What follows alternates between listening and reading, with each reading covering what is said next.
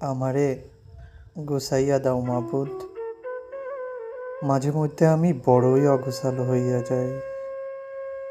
মাথার ভেতর কথাগুলো, ভাবনাগুলো সব কেমন জানি এলোমেলো হইয়া থাকে। তুমি ছাড়া আমারে গুছাইবার কেউ নাই। মানুষ মানুষরে সান্ত্বনা দেয় ঠিকই, কিন্তু সব জট কি আর মানুষে খুইলা দিতে পারে? আমার জীবনটা আজকাল হেডফোনের তারের মতো প্যাঁচলাইগা আছে।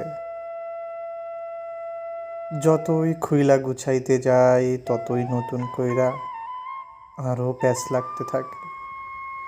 একটা জট খুলি তো আরেকটা কেমন কইরে যেন আঙ্গুল জড়াইয়া ধরে। মাবুদ, নিজেরে গোছানোর চেষ্টায় আমি ক্লান্ত। আমার শুধু ধৈর্য ফুরাইয়া যায়। মন চায় এইসব প্যাঁচ খোলার চাইতে কেচি দিয়া কাইটা ফালাই পেঁচানো তারের এই জীবন। কিন্তু কাইটা ফেললে, জট খুললেও অকেজো হয়ে যায় হেডফোনের জীবন। অকার্যকর অকেজো জীবন নিয়া আমি কই যামু? আমি তাই তোমার কাছে ফিরা ফিরা আসি। তুমি একটু একটু কইরা আমার জীবনের জটগুলো খুইলা দাও মাবুদ। আমারে তোমার কুদরতি হাতে গুছাইয়া দাও।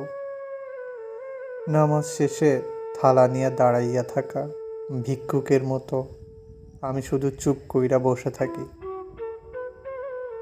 তোমার রহমতের আশায়। আমারে তুমি গুছাইয়া দাও মাবুদ।